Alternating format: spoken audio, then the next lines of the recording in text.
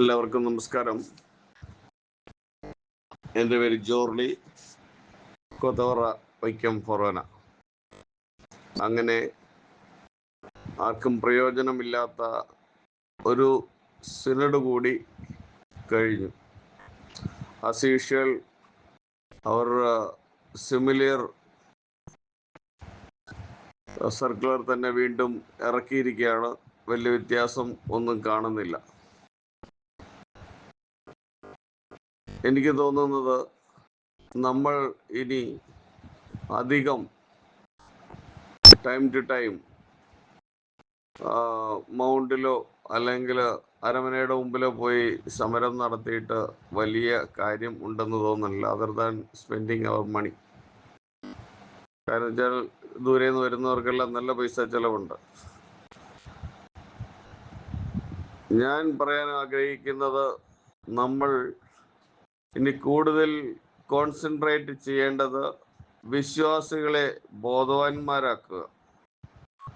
കാരണം നല്ലൊരു ശതമാനം വിശ്വാസികൾക്കും പല കാര്യങ്ങളിലും തെറ്റിദ്ധാരണകളുണ്ട്. ആ തെറ്റിദ്ധാരണകൾ മാറ്റിയെടുത്ത് വിശ്വാസികളെ നമ്മുടെ പക്ഷത്തേക്ക് കുറച്ച് സ്ട്രോങ് ആയിട്ട് നമ്മളെ പോലെ ആക്കുവാനുള്ള പരിശ്രമം നടത്തണം. അതിലൊന്ന് എനിക്ക് നിർദ്ദേശിക്കുവാനുള്ളത്, നമ്മൾ ഇടവകകൾ തോറും ഭവന സന്ദർശനം നടത്തണം. ആ സന്ദർശനം നടത്തുമ്പോൾ നമ്മുടെ കയ്യിൽ വേണ്ടത്ര ഡോക്യുമെന്റ്സ് ഉണ്ടായിരിക്കണം. ഈ ഏകീകൃത കുർബാനയെ പറ്റി പറയുമ്പോൾ ഈ അച്ഛന്മാർ പറയുന്നത് ഇതൊരു ധാർഷ്ട്യത്തോടു കൂടി അധികം ആലോചിക്കാതെ ആലഞ്ചേരി പിതാവ് നടപ്പാക്കിയ രീതിയാകൊണ്ടാണ് അവർ എതിർക്കുന്നതെന്ന്.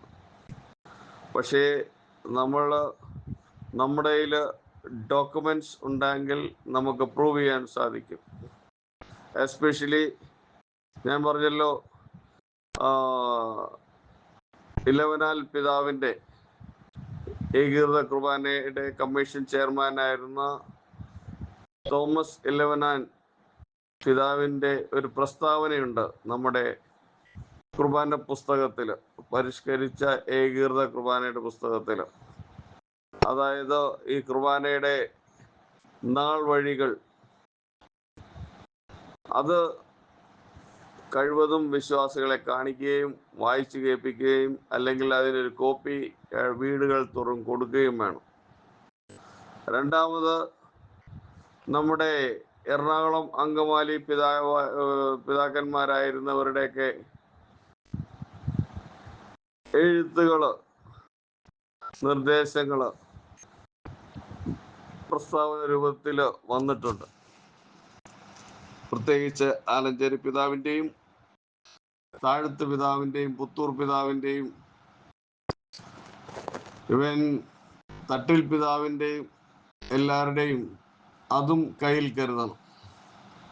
അതുപോലെ നമ്മുടെ മാർപ്പാപ്പായുടെ വീഡിയോ സന്ദേശം നമ്മുടെ കയ്യിൽ കരുതണം.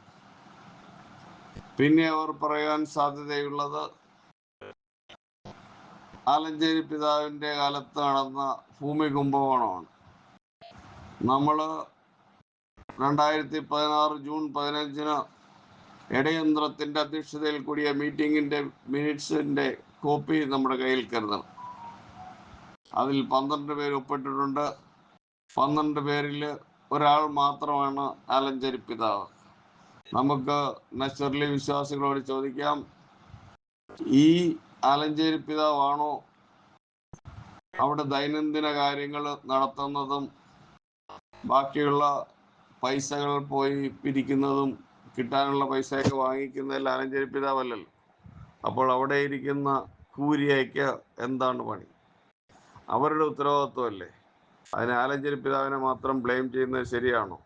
ഇങ്ങനെയുള്ള ഡോക്യുമെന്റ്സുകളൊക്കെ ആയിട്ട് നമ്മൾ വിശ്വാസികളെ സമീപിക്കുകയും അവരെ ബോധവാന്മാരാക്കുകയും അവരെ നമ്മുടെ പക്ഷത്താക്കുകയും എന്നിട്ട് നമ്മൾ ഇടവകകൾ തോറും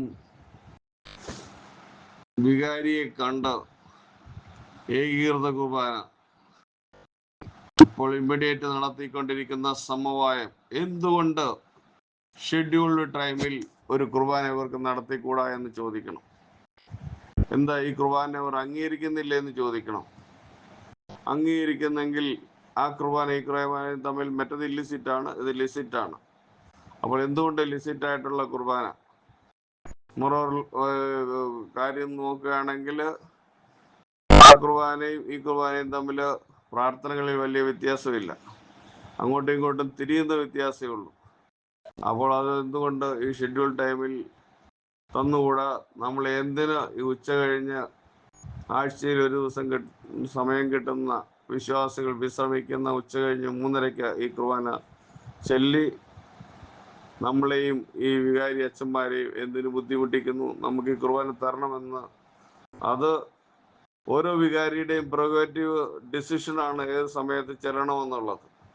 അത് ഷെഡ്യൂൾഡ് കുർബാനയുടെ ടൈമിലോട്ടാക്കി ഒരു എക്സ്ട്രാ കുർബാനയുടെ ആവശ്യമില്ല എന്ന് പറഞ്ഞ് നമ്മളത് ആവശ്യപ്പെടണം. അതുപോലെ നമ്മുടെ കല്യാണ ചടങ്ങുകൾക്കും അതുപോലെ മരണാനന്തര ചടങ്ങുകൾക്കും ഓർമ്മ ചടങ്ങുകൾക്കും ഒക്കെ ഏകീകൃത കുർബാന നമ്മൾ ആവശ്യപ്പെടുകയാണെങ്കിൽ ചൊല്ലിത്തരണമെന്നും നമുക്ക് ആവശ്യപ്പെടണം. ഇങ്ങനെ ഇടവുകൾ തോറും നമ്മൾ ആവശ്യപ്പെടുകയും അത് ശക്തമായ താക്കീതായിട്ട് വികാരിമാർക്ക് കൊടുക്കുകയും കുറച്ച് ക്രമസമാധാന പ്രശ്നം ഉണ്ടാക്കിയാൽ തന്നെ അവർ മനസ്സിലാക്കും വിശ്വാസികൾ അവരുടെ കൂടെ ഇല്ല, നമ്മൾ ചെയ്തില്ലെങ്കിൽ അപ്പോൾ അവർക്ക് പേടി വരും. അപ്പോൾ തീർച്ചയായിട്ടും അവർ ഏകീകൃത കുർബാന ചെല്ലാൻ നിർബന്ധരാകും, നമുക്ക് വിജയിക്കും. അല്ലാതെ വഴിയിൽ പോയി അവിടെ മതിലിനോടും ഒരു വഴിപോക്കരുമില്ലാത്ത മൗണ്ടിലൊക്കെ പോയി പ്രസംഗിച്ചിട്ട് യാതൊരു കാര്യമില്ല. അവിടുത്തെ മതിലുകൾക്ക് ചെവിയുണ്ട കേൾക്കും, ഇല്ലെങ്കിൽ അവിടെ ആരും കേൾക്കാനില്ല, അതർ ദാൻ നമ്മൾ മാത്രം. Okay, thank you, good night.